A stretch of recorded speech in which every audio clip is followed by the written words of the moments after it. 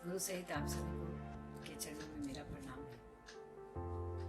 पिछले एपिसोड में मैं बताई थी कि शिव की शिष्यता में आने के बाद हर एक व्यक्ति यही कहता है कि हमारे जीवन की दशा और दिशा बदल गई। आप सोचिए हमारे आपके जीवन की दशा क्या थी। हम सबकी बात तो नहीं करेंगे, हम नारी पर बात जरूर करेंगे, औरतों पे बात जरूर करेंगे।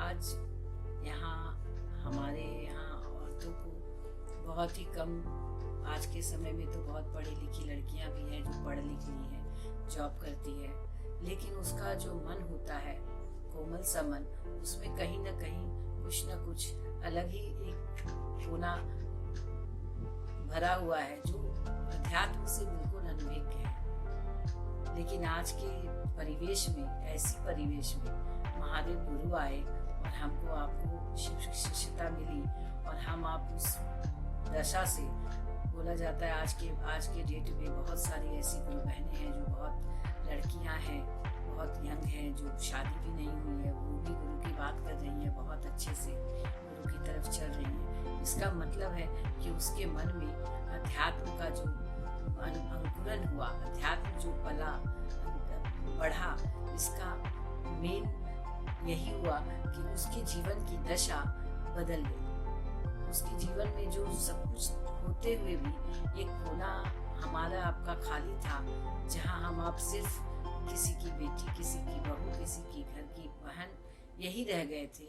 ये मौका दिया महादेव कि चलो, शिव साहब ने मौका दिया हमको आपको कि चलो कुछ भी कर, सब कुछ करो, जो करते हो तुम कुछ छोड़ो मत। पर इसमें एक चीज ऐड कर लो कि शिव गुरु है, इस बात को कहना शुरू कर दो। और जब इस बात को लोगों ने कहना शुरू किया तो लोगों के जीवन में इतना बदलाव आया कि आज के डेट में हर लोग कहते हैं कि मेरे जीवन की तो दशा ही बदल गई, हमारी जीवन ऐसी थी ऐसी हो गई। हर कोई कहता है, मैं भी कहती हूँ कि मेरी जीवन कैसी थी अब कैसी हो गई। इसका मतलब है कि वो गुरु बहुत काम करते हैं जीवन में, बहुत काम के गुरु हैं। बोला जाता है पुटी ये काम के गुरु हैं, नाम के गुरु नहीं है। तो इसका मतलब कि हम औरतों के जीवन में तो गुरु महादेव का आगमन हुआ, उसके माध्यम से आज घर घर में इस महादेव की बात होने लगी, गुरु की बात होने लगी।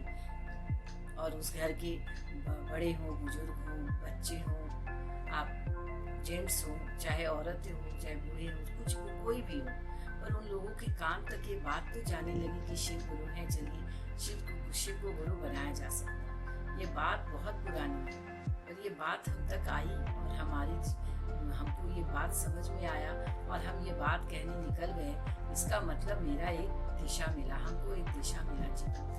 तो इस तरह से जीवन का दशा भी बदलता है और एक दिशा भी देता है गुरु जीवन जीने के लिए, कि आपके सारे कामों के साथ आपने एक दिशा को पकड़ा। ऐसे कहा जाए तो खासकर औरतों को दिशा विहीन जीवन था। आज हम आप किस लिए पैदा हुए, किस लिए आए हैं, ये हमको आपको पता नहीं था, पर आज ये समझ पैदा किए हैं गुरु कि आज हम आए हैं इस धरती पर, तो जाना कहाँ है और करेंगे क्या। कम से कम जीवन का एक उद्देश्य तो मिला कि यहाँ जिएंगे, मरेंगे, जो भी करेंगे, हंसेंगे, रोएंगे, जो भी करेंगे, पर अपने गुरु के साथ करेंगे।